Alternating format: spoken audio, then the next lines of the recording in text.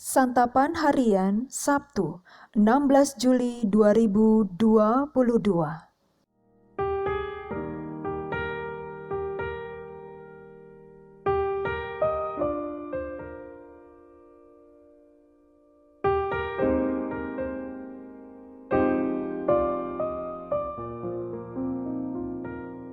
Inilah program Santapan Harian, sebuah program yang mengajak Anda menelusuri isi Alkitab agar Anda menemukan makna firman Tuhan sesuai dengan konteksnya. Santapan Harian tertuju bagi Anda yang ingin memiliki kehidupan rohani yang segar, kuat, dan sigap.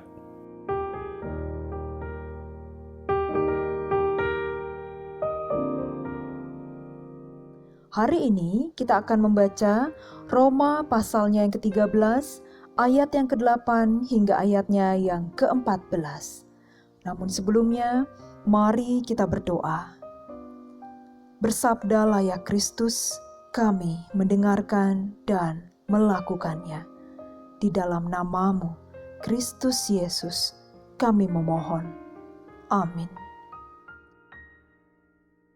Roma 13 ayat 8 sampai 14.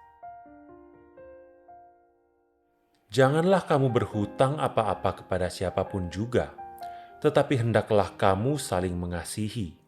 Sebab barang siapa mengasihi sesamanya manusia, ia sudah memenuhi hukum Taurat. Karena firman, jangan berzina, jangan membunuh, jangan mencuri, jangan mengingini, dan firman lain manapun juga sudah tersimpul dalam firman ini, yaitu kasihilah sesamamu manusia seperti dirimu sendiri. Kasih tidak berbuat jahat terhadap sesama manusia. Karena itu, kasih adalah kegenapan hukum Taurat. Hal ini harus kamu lakukan karena kamu mengetahui keadaan waktu sekarang, yaitu bahwa saatnya telah tiba bagi kamu untuk bangun dari tidur.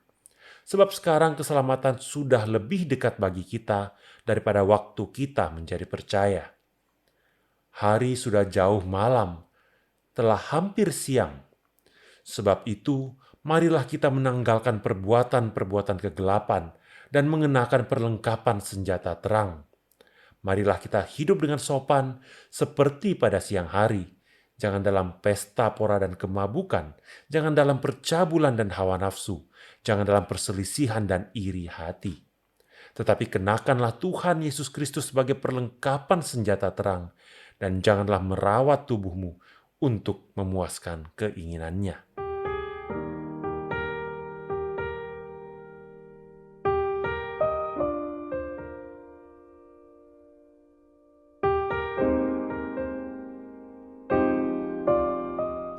Sahabat Santapan Harian, sebuah perubahan kehidupan dimulai dari perubahan cara pandang. Ketika kita hidup baru di dalam Tuhan, kita masuk ke dalam kehidupan yang berbeda dari dunia. Kehidupan kekristenan mengajak kita untuk memikirkan ulang hidup dalam kasih sebagai sebuah gaya hidup. Mengasihi sesama manusia seperti mengasihi diri sendiri.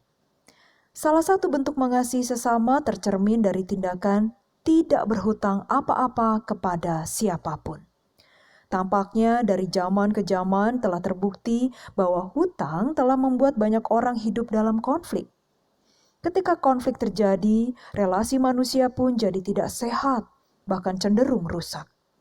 Hidup baru dalam Kristus mengajak kita untuk membangun ulang sebuah kesadaran akan kehidupan penuh syukur sehingga tak terjerat oleh keinginan yang melampaui kemampuan. Keinginan yang tak terkontrol telah merusak sebagian besar orang sehingga hidup mereka menjadi tak terkendali, jatuh ke dalam dosa.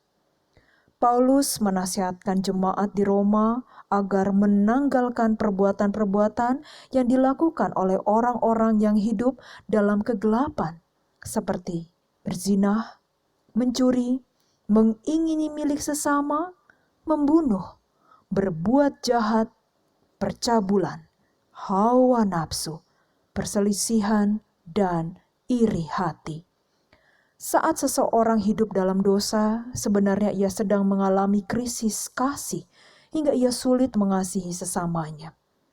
Kristus hadir ke dalam dunia menebus manusia dari dosanya melalui kematian dan kebangkitannya.